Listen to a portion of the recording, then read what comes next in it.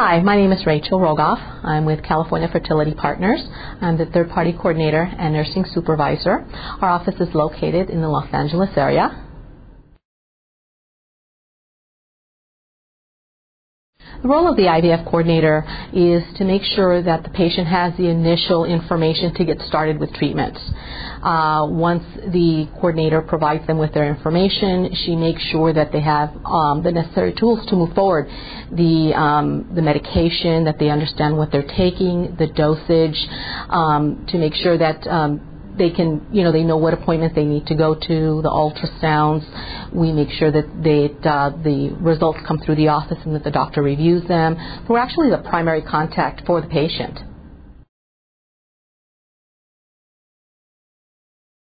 One of the questions that arise a lot from our international patients is, who am I going to be working with? Am I going to have an assigned nurse?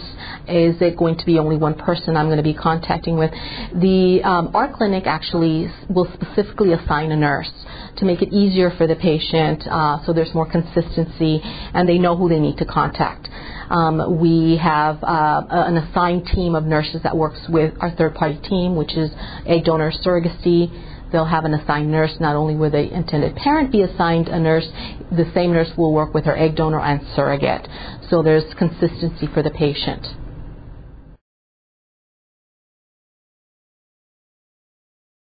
The best advice I can give an international patient is probably making sure that the physician is really involved. I think that's the number one thing with our clinic, is our physicians are very involved. They are involved from the very beginning. Like I said earlier, is helping them select an egg donor. They are available to the patients by phone, email. I think, and they're very involved in the cycle. They're doing all the monitoring. We don't have ultrasound techs. Our physicians do their own ultrasounds. They review all the labs that come through every day. They set the protocol. They follow the protocols.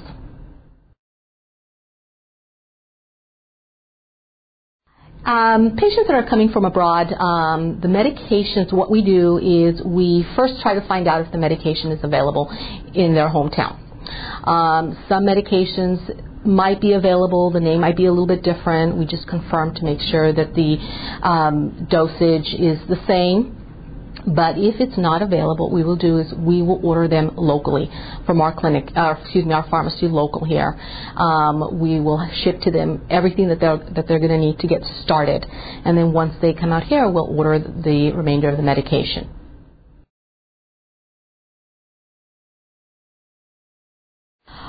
We have several ways of teaching our patients how to do their injections.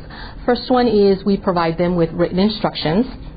We also have on our website, on our main page, we have a teaching video, which is really, really good. It gives very detailed instructions on how to administer their medication. It's actually voice command, so it's actually somebody giving themselves an injection. And we usually have the patient on the phone. We tell them to view the video ahead of time so that once we get on the phone with them and go over their medications, they're already pretty familiar on how to administer the medications. Some patients, if they feel that they need somebody to walk them through it, we'll be on the phone with them walking through the injection, actually while they're giving the injection. We do have a nurse on call every evening till 11 o'clock Los Angeles time. That's available if patients have issues with their medication, they're having problems, they're not sure about the needles, then we have a nurse that's available to give them and walk them through their injections.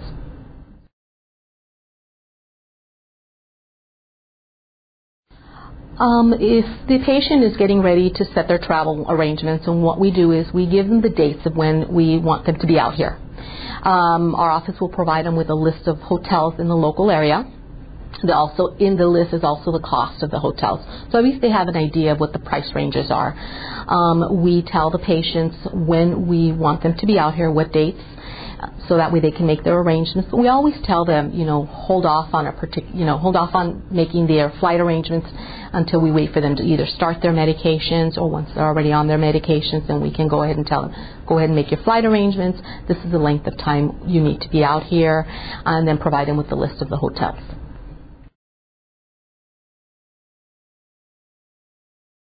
It varies for every patient on the length of time they need to be out here.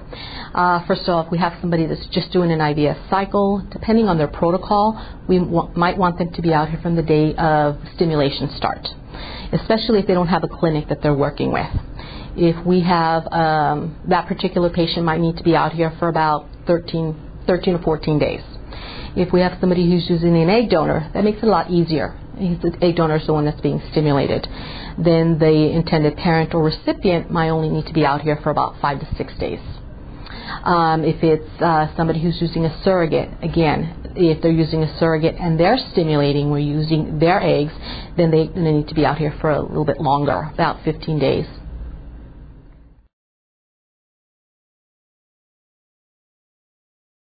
We have really no restriction on patients, probably only age. If we have somebody who's quite older, maybe in their late 50s, we probably would really need to evaluate that patient. We have single men, single women, gay, lesbian. We treat all our patients equally.